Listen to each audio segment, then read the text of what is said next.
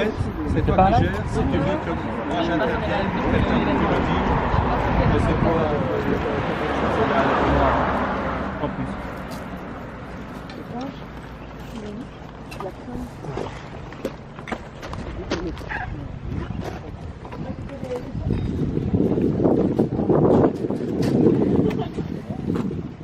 Voilà, alors on est au bout de la marche du premier jour, on est arrivé en Rendez-vous. Alors là on est où ici, Ben, ici on est au pied de la manette où se situent je veux dire, les deux moteurs actuellement pour extraire, pour capter le gaz de Grisou. Normalement il devrait y en avoir deux en plus. Mais bon voilà, le site est fermé depuis 50 ans, donc il a été rebouché. Mais ça n'empêche que le gaz s'accumule. Le gaz de Grisou en fait, il est produit par le vin de charbon. Et donc la pression augmente. Et puis à un moment donné, si on ne le brûle pas, de toute façon il s'échappe. Et ce qu'il fait, il est 20 fois plus polluant. Il est 20 fois plus polluant que le méthane. Donc Que le CO2. Que le CO2. Que le CO2. Donc oui, pardon, c'est 94,5% de méthane qu'il y a dans le gaz de Grisou. Et donc voilà, donc il vaut mieux à la limite, c'est le moindre mal, le brûler que de le laisser partir. Bon, même s'il est normalement bouché, parce que dans le temps il y a même eu Fluxis qui avait stocké du gaz ici. Mais bon, il y a à peu près une dizaine d'années qu'ils ont arrêté, donc il y avait une redevance pour la commune, enfin ça. Donc ils ont terminé. Ici, voilà, il y a eu depuis plus de 10 ans effectivement cette proposition, cette étude qui s'est faite avec Gazonor, qui est l'entreprise en question maintenant qui s'occupe de ça. Donc c'est quelque chose qui peut, entre guillemets, rapporter forcément quelques dividendes pour la commune.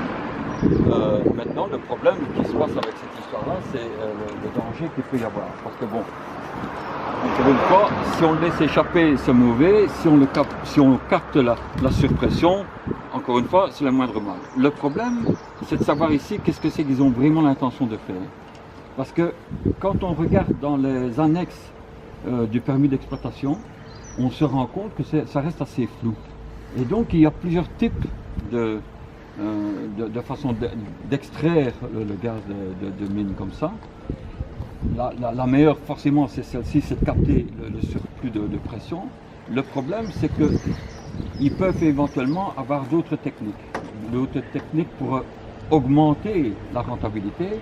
C'est par exemple injecter de l'eau pour pousser le gaz, mais on sait qu'automatiquement ça va retomber dans les nappes phréatiques, alors qu'en réalité, bon, ben, dans tout ça il y a du plomb, enfin il y a toutes sortes de produits toxiques, donc c'est pas la bonne solution.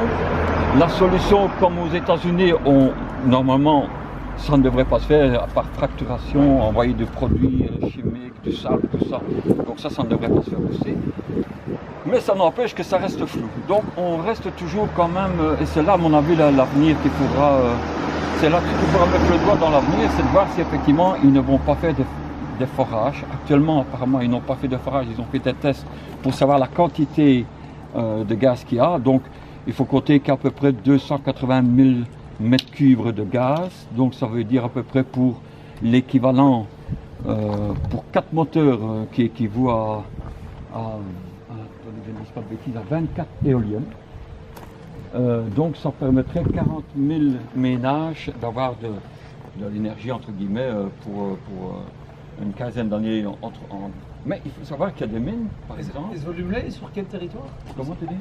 Rien sur quel territoire? Rien qu'ici. Rien qu'ici. Mais il faut savoir aussi qu'il y a des mines, par exemple des sites miniers, où l'exploitation pourrait se faire pendant plusieurs dizaines d'années, voire centaines d'années.